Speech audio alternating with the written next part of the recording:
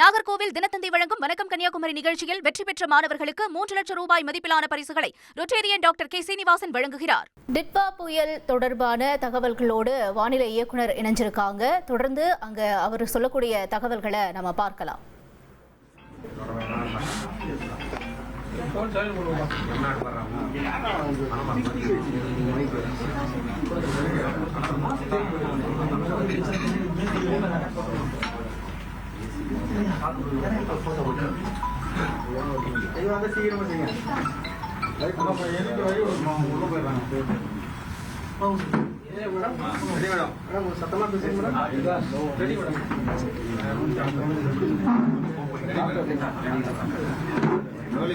வணக்கம்.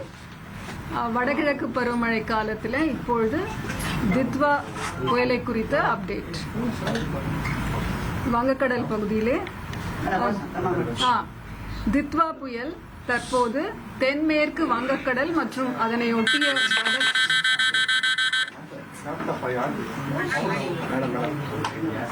திரும்பவும் சொல்லிடுறேன்.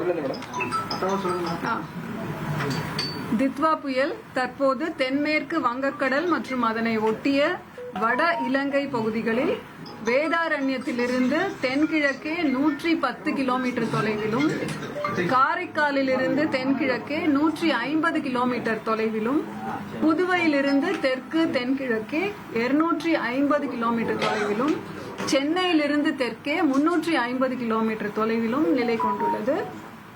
இது மேலும் வடக்கு வடமேற்கு திசையில் நகர்ந்து நாளை 30 நவம்பர் அதிகாலை தென்மேற்கு வங்கக்கடல் பகுதிகளில் வட தமிழகம், புதுவை மற்றும் அதனை ஒட்டிய தெற்கு ஆந்திர கடல் பகுதிகளுக்கு அருகே நிலவக்கூடும். தித்வா புயல் வடக்கு வடமேற்கு திசையில் நகரும் பொழுது வட தமிழகம், புதுவை கடலோர பகுதிகளில் இருந்து இன்று நள்ளிரவில் 60 கிலோமீட்டர் தொலைவிலும், நாளை அதிகாலை 30ஆம் தேதி நவம்பர் 50 கிலோமீட்டர் தொலைவிலும், மாலை 25 கிலோமீட்டர் தொலைவிலும் தித்வா புயலின் மையப்பகுதி நிலவும் வாய்ப்பு உள்ளது. இந்த புயலின் காரணமாக தமிழகம், புதுவை மற்றும் காரைக்கால் பகுதிகளுக்கான மழை எச்சரிக்கை என்று பார்த்தால், அதிகனமழை எச்சரிக்கை 5 மாவட்டங்களுக்கு தரப்பட்டுள்ளது. கடலோர மாவட்டங்கள், டெல்டா மாவட்டங்கள், நாகப்பட்டினம், மயிலாடுதுறை மற்றும் கடலூர், விழுப்புரம், செங்கல்பட்டு, காரைக்கால், புதுச்சேரி. ஆரஞ்சு அலர்ட் 13 மாவட்டங்களுக்கு விடப்பட்டுள்ளது. சென்னை, திருவள்ளூர், காஞ்சிபுரம், ராணிப்பேட்டை, திருவண்ணாமலை, கள்ளக்குறிச்சி, சேலம், பெரம்பலூர், அரியலூர், திருச்சிராப்பள்ளி, தஞ்சாவூர், திருவாரூர் மற்றும் புதுக்கோட்டை. தமிழகத்தின் அநேக இடங்களிலே மழை பெய்யும். மிதமான மழை வரை, கனமழை பொறுத்தவரை ஒரு 6 மாவட்டங்களுக்கு எச்சரிக்கை தரப்பட்டுள்ளது. இப்போது 3:30 மணி அளவில் பார்த்தீர்கள் என்றால், காரைக்கால் IMD அப்சர்வேட்டரி காரைக்கால்ல 13 சென்டிமீட்டர் மிக கனமழை பெய்துள்ளது. நாகப்பட்டினத்திலே 11 சென்டிமீட்டர் மழை பதிவாகி இருக்கிறது. காலை 8:30 மணிலிருந்து இப்பொழுது 3:30 மணி வரையிலான மழை அளவு இது நாகப்பட்டினம் மற்றும் காரைக்காலில். நாளை 2 மாவட்டங்களுக்கு, அதாவது திருவள்ளூர் மற்றும் ராணிப்பேட்டைக்கு அதிகனமழை, கனமழையிலிருந்து மிக கனமழை, ஓரிரு இடங்களில் அதிகனமழை பெய்யும் வாய்ப்பு இந்த 2 மாவட்டங்களிலே இருக்கிறது. அதனாலேயே நிர்வாக அடிப்படையிலே இந்த 2 மாவட்டங்களுக்கும் ரெட் அலர்ட் விடுக்கப்பட்டுள்ளது. ஆரஞ்சு அலர்ட் 9 மாவட்டங்களுக்கு: சென்னை, காஞ்சிபுரம், செங்கல்பட்டு, வேலூர், கிருஷ்ணகிரி, திருப்பத்தூர், திருவண்ணாமலை, விழுப்புரம் மற்றும் தருமபுரி மாவட்டம்.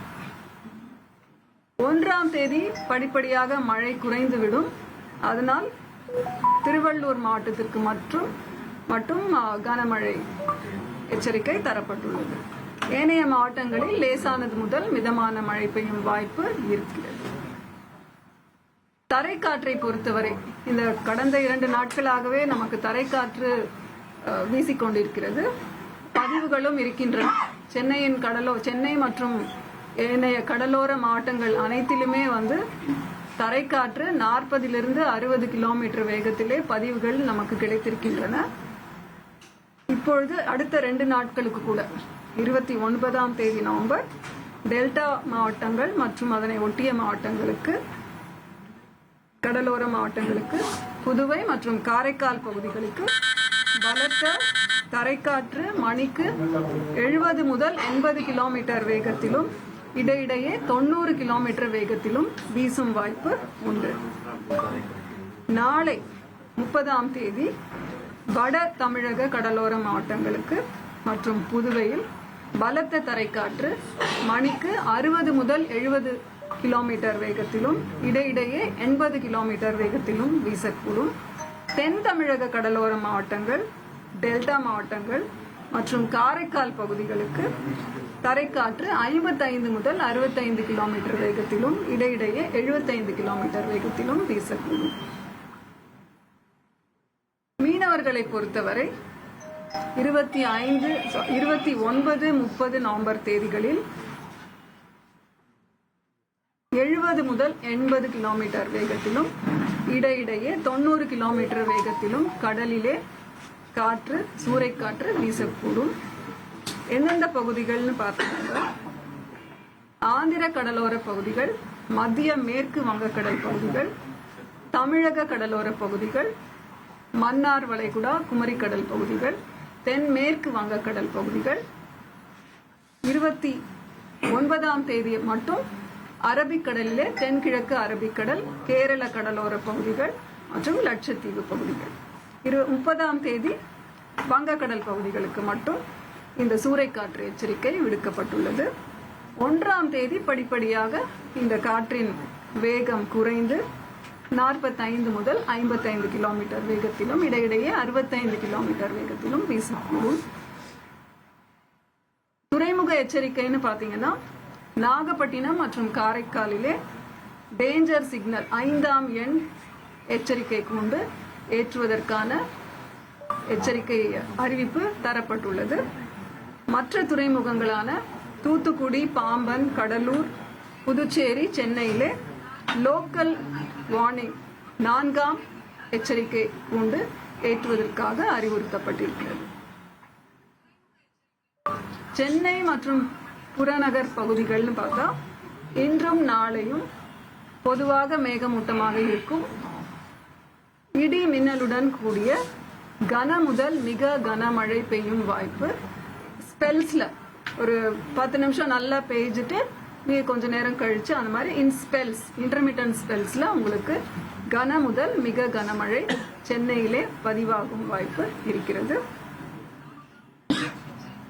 இப்பொழுது கடந்த 24 மணி நேரத்திலே தமிழகத்திலே வடகிழக்கு பருவமழை தீவிரமாகவும், குறிப்பாக கடலோர தமிழகத்தில் மிக தீவிரமாகவும் இருந்தது. தமிழகத்தின் அநேக இடங்களிலும், கடலோர மாவட்டங்களில் பெரும்பாலான மாவட்டங்களிலும், புதுவை மற்றும் காரைக்கால் பகுதிகளிலுமே மழை பெய்துள்ளது. 24 மணி நேரத்திலே பதிவான மழை அளவுன்னு பார்த்தால், ஒரு இடத்திலே அதிகனமழை, கோடியக்கரை என்ற இடத்திலே 25 சென்டிமீட்டர் மழை பதிவாயிருக்கிறது.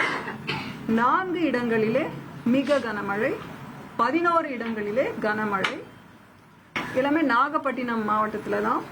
கோடியக்கரை, வேதாரண்யம் 19 சென்டிமீட்டர், வேளாங்கண்ணியிலே 13 சென்டிமீட்டர், திருப்பூண்டி மற்றும் நாகப்பட்டினத்திலே 12 சென்டிமீட்டர் பதிவாயிருக்கு. வடகிழக்கு பருவமழை காலத்திலே பதிவான மழை அளவு இன்றைய தேதி வரை 1 அக்டோபரிலிருந்து 29 நவம்பர் வரை இயல்பாக நமக்கு கிடைக்க வேண்டிய மழை 35 சென்டிமீட்டர். இன்று வரை நமக்கு பதிவான மழை 36 சென்டிமீட்டர். இது இயல்பிலிருந்து +3% அதிகம். பருவகால மழை என்று பார்த்தால் +3% அதிகமாக இருக்கிறது. இது அந்த வரைபடம். பெரும்பாலான மாவட்டங்கள்ல நமக்கு இயல்பு மழை கிடைத்திருக்கிறது. நவம்பர்னு பாத்தீங்கன்னா, நவம்பர் மாதத்திலே நமக்கு கிடைக்க வேண்டிய மழை 18 சென்டிமீட்டர், கிடைத்த மழை 13 சென்டிமீட்டர். பெரும்பாலான உள் மாவட்டங்கள்ல மற்றும் வட மாவட்டங்கள் இயல்பை விட குறைவாகத்தான் பதிவாயிருக்கிறது. தமிழ் அப்டேட் அவ்வளவுதான். சென்னையை பொறுத்தவரை கன முதல் மிக கனமழை பெய்யும் வாய்ப்பு உண்டு. இன்றைக்கு இரவிலிருந்து நல்ல ஸ்பெல்ஸ் கிடைக்க வாய்ப்பு இருக்கு. இப்போது 10 கிலோமீட்டர் மணிக்கு 10 கிலோமீட்டர் வேகத்துல இப்பொழுது நகர்ந்து கொண்டிருக்கிறது. கரையை தொடும் வாய்ப்பு இல்லை. கடலோர பகுதிகளிலே அதன் மைய பகுதி நிலவுவதற்கான வாய்ப்பு உண்டு. மழை நம்ம இன்றைக்கு மாலையிலிருந்து இரவு வாக்கிலே the spells of rain எதிர்பார்க்கலாம். காற்றோட வேகம் எந்த இடத்துல அதிகமா பதிவாயிருக்கு? நம்ம விண்ட் ரெக்கார்டர் எல்லா இடத்துல பொறுத்து இருக்கு நம்ம தமிழ்நாட்டுல. தமிழ்நாட்டுல வந்து நம்ம சென்னையில ஒன்று இருக்கு. AWS ஆட்டோமேட்டிக் வெதர் ஸ்டேஷன்ஸ் நிறைய போட்டிருக்கோம். அதுல எண்ணூர் போர்ட்ல தான் இன்னைக்கு காலையில 40 km/h பதிவாயிருக்கு. மற்றபடி பாம்பனிலே 60 km/h பதிவாயிருக்கு. கடலூர், நாகப்பட்டினம் இந்த மாதிரி மோஸ்ட்லி கடலோர அப்சர்வேட்டரிஸ்ல எல்லாமே நமக்கு தரைக்காற்று 40 to 60 km வரைக்கும் பதிவுகள் கிடைத்திருக்கின்றன. அதாவது எப்பவுமே புயல் வந்து நம்ம எதிர்பார்க்கிற அதே நேரத்துல அது கரையை ஒட்டி இருக்கும்னு சொல்றது ஒரு சேலஞ்ச் தான். ஒரு அளவுக்கு நம்ம வந்து இப்ப இருக்கிற நிலைமையை வைத்து நம்ம போர்காஸ்ட் தரோம். அதனால இன்றைக்கு இருந்து மழை சென்னைக்கு எதிர்பார்க்கிறோம். மற்ற நகர்வு வந்து நாளை மாலையிலிருந்து அது வீக்கன் ஆகிறதுக்கு சான்ஸ் இருக்கு. அதாவது காற்றின் திசை மற்றும் வேகத்தை பொறுத்து கூட உங்களுக்கு வர மழை அதிகமாக இருக்கும். அதனால்தான் கன முதல் மிக கனமழை எச்சரிக்கை தரப்பட்டுள்ளது சென்னைக்கு. எக்ஸாக்ட்லி எந்த இடத்துல கரையை கடக்க நம்ம சொல்லலை இதுவரைக்கும். கடலோர பகுதிகளிலே நிலவுவதற்கான வாய்ப்பு. அதாவது ட்ராக்கை வச்சு நான் உங்களுக்கு சொல்றேன்.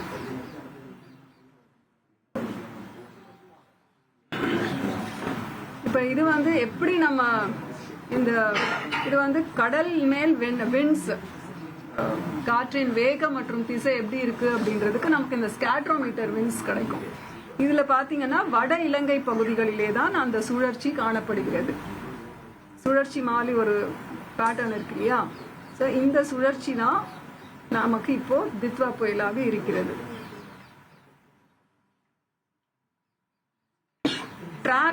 ட்ராக்ல பாத்தீங்கன்னா இப்போ அந்த கருப்பு கலர்ல போட்டிருக்கோம் இல்லையா? இதெல்லாம் வந்து அதாவது அது எந்த பாதையை தேர்ந்தெடுத்ததோ அதற்கான குறியீடுகள். சிகப்பு கலர்ல போட்டிருக்கிறது இனிமேல் வரக்கூடிய பாதை குறித்த ஒரு பதிவு. இது ஃபோர்காஸ்ட். அப்படி பாத்தீங்கன்னா நம்ம 30ஆம் தேதி காலையில அது புயல் என்ற அந்த ஒரு வலுவோடு நகர்ந்து வடமேற்கு திசையில நகர்ந்து 30ஆம் தேதி அதாவது நாளை மாலை 5:30 மணி வாக்கிலே அப்போது கூட புயலாக இருந்து பின்னர் 30th இருந்து 1ஆம் தேதி டிசம்பர் வரைக்குமான காலகட்டத்தில் அதன் வலு டீப் டிப்ரெஷனாக, அதாவது காற்றழுத்த தாழ்வு மண்டலமாக அதன் வலு குறைய வாய்ப்பிருக்கிறது. அப்போதான் அது வந்து கடலோரத்திலிருந்து மிக நெருங்கிய ஒரு தொலைவில், அதாவது 25 கிலோமீட்டர் தொலைவிலே இருப்பதாக ஒரு கணிக்கப்பட்டிருக்கிறது. முதல்ல சொன்னோம் இல்லைங்களா, நள்ளிரவில், அதாவது இன்று நள்ளிரவில் 60 கிலோமீட்டர் தொலைவிலும், நாளை அதிகாலை 50 கிலோமீட்டர் தொலைவிலும், நாளை மாலை 12 UTC அதாவது 5:30 மணிக்கு பின்னர் 25 கிலோமீட்டர் தொலைவிலும் நிலை கொண்டிருக்கும் வாய்ப்பு. அதாவது மித்வா புயலோட மைய பகுதி இவ்வளவு அருகில், கரையிலிருந்து இவ்வளவு அருகில் நிலை பெறுவதற்கான வாய்ப்பு இருக்கு என்று கணிக்கப்பட்டுள்ளது. சென்னைக்கு அருகே வரும்போது டிப்ரெஷனா இருக்குமா இல்ல புயலா இருக்குமா? அதுதான் டிப்ரெஷனாக வாய்ப்பு இருக்கு. அந்த டிஸ்டன்ஸ் வந்து 30ஆம் தேதி 5:30 மணி வாக்கிலிருந்து 1ஆம் தேதி அதிகாலை வரைக்குமான இடைப்பட்ட நேரத்திலே அதன் வலு குறைய வாய்ப்பு இருக்கு.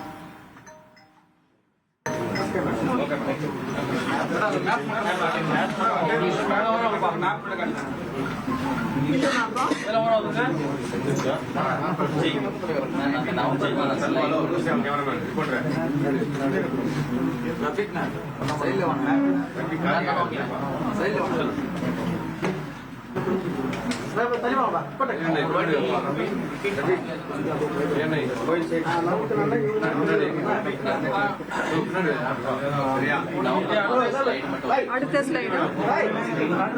இது வந்து இது செயற்கைக்கோள் புகைப்படம். செயற்கைக்கோள்ல படி பாத்தீங்கன்னா இப்ப கடல், இலங்கை கடல் பகுதிகளிலே தான் அதன் மையப்பகுதி, வட இலங்கை பகுதி. அது எப்படி நமக்கு ஆடட் இன்புட் வந்து நமக்கு வர்ற அந்த ஸ்கேட்ரோமீட்டர், கடலின் மேல் எப்படி காற்றின் வேகம் மற்றும் திசை இருக்கிறது என்று தெரிவதற்கான ஒரு அடிஷனல் இன்புட் நமக்கு இந்த ஸ்கேட்ரோமீட்டர்ல இருந்து கிடைக்கும். அதுல நமக்கு அந்த வட இலங்கை பகுதிகளிலே நிலவும் காற்றின் வேகம் மற்றும் திசை குறித்த தகவல் நமக்கு கிடைக்கிறது. இந்த மாதிரி நிறைய இன்புட்ஸை வச்சுதான் நம்ம ஒரு டெசிஷனுக்கு வருது. அதை தவிர முன்பே சொன்ன மாதிரி கடலோரத்துல இருக்கிற எல்லா அப்சர்வேட்டரிஸ்லயும் இப்ப மணிக்கு ஒரு தடவை டேட்டா எடுத்துட்டு இருக்காங்க.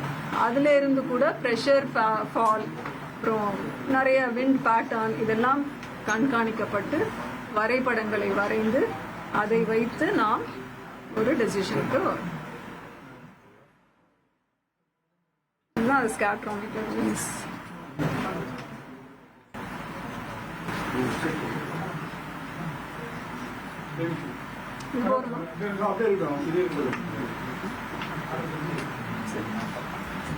இப்போது காலை 8:30 மணியிலிருந்து இப்போது 3:30 மணி வரைக்கும் காரைக்காலில் மிக கனமழையாக 13 சென்டிமீட்டர் பதிவாயிருக்கு. நாகப்பட்டினத்திலே 11 சென்டிமீட்டர் இன்னும் இருக்கு. அப்போ மழை அதிகமாக வாய்ப்பு இருக்கிறது.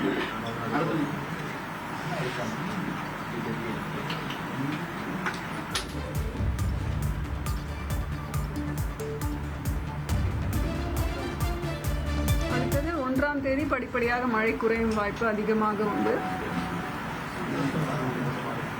இது தரைக்காற்றுக்கான எச்சரிக்கை வரைபடம்.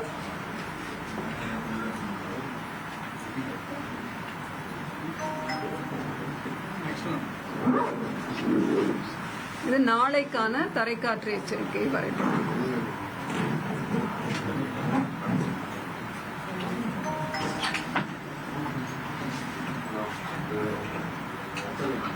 அப்புறம் மீனவர்களுக்கான எச்சரிக்கை.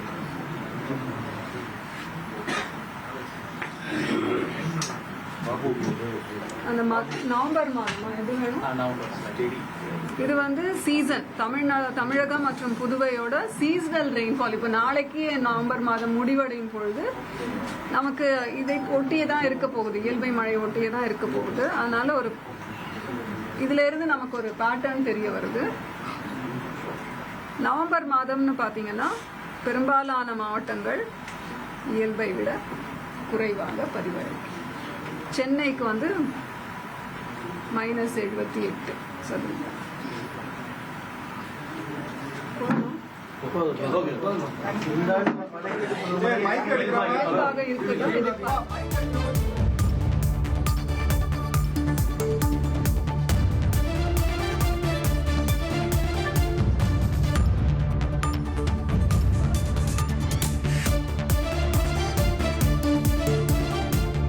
நாகர்கோவில் தினத்தந்தி வழங்கும் வணக்கம் கன்னியாகுமரி நிகழ்ச்சியில் வெற்றி பெற்ற மாணவர்களுக்கு 3 லட்சம் ரூபாய் மதிப்பிலான பரிசுகளை ரொட்டேரியன் டாக்டர் கே. சீனிவாசன் வழங்குகிறார்.